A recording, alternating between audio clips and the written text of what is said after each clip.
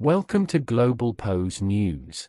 6 hours after South Korean police descended on the home of suspended President Yoon Suk-yeol, and after a sustained standoff with his security team, they called off an attempt to arrest him. "We've determined that the arrest is practically impossible," said the Corruption Investigation Office, CIO, which has been investigating Yoon's short-lived martial law declaration last month. Yoon's refusal of the legal process is deeply regrettable, the CIO said, adding that next steps will be decided after a review.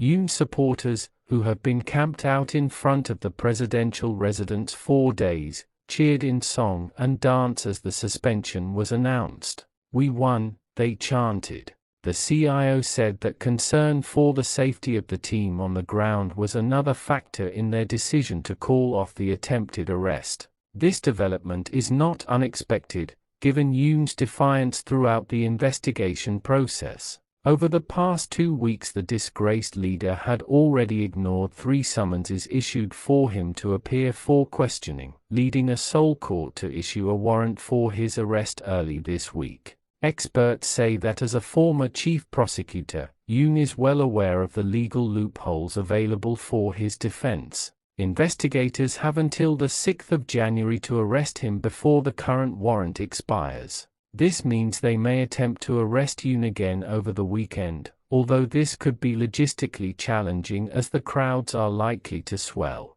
They can also apply for a new warrant and try to detain him again.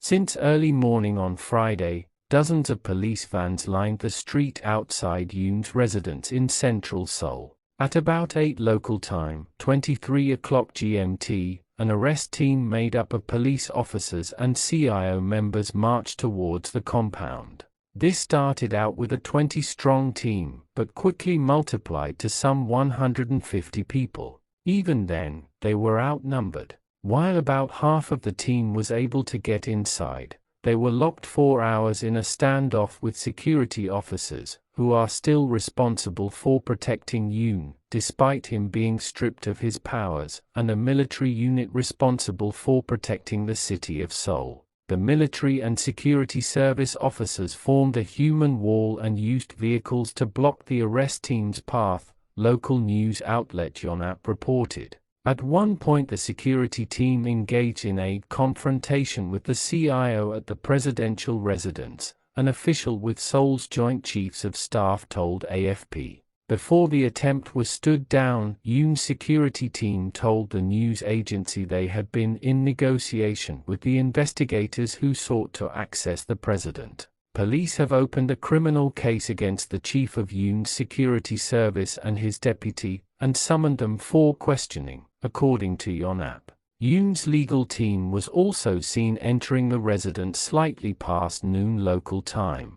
His lawyer Yoon Gabkan earlier said they would take legal action over the arrest warrant, arguing that investigators lack the authority to detain him.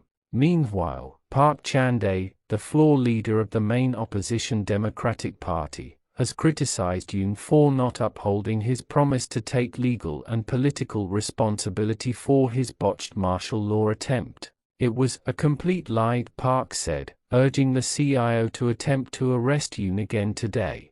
The CIO, which has only been operating for 4 years, was created in response to public anger over former President Park Geun-hye and her excesses. She was impeached by Parliament in December 2016, and removed from office 3 months after. The extent of the CIO's jurisdiction, however, has been challenged by other agencies, and its failure to deal with Yoon could be seen as an embarrassing loss. South Korea has been in political chaos since Yoon's martial law attempt on the 3rd of December. Days and nights of protest culminated in the opposition-dominated parliament voting to impeach him on the 14th of December, their second attempt to do so. On Friday, prosecutors also indicted on insurrection charges Army Chief Park Eun-soo, who was named martial law commander during a brief declaration, and Special Forces Commander Kwak Chorasjin, according to Seoul-based news outlet Yonhap.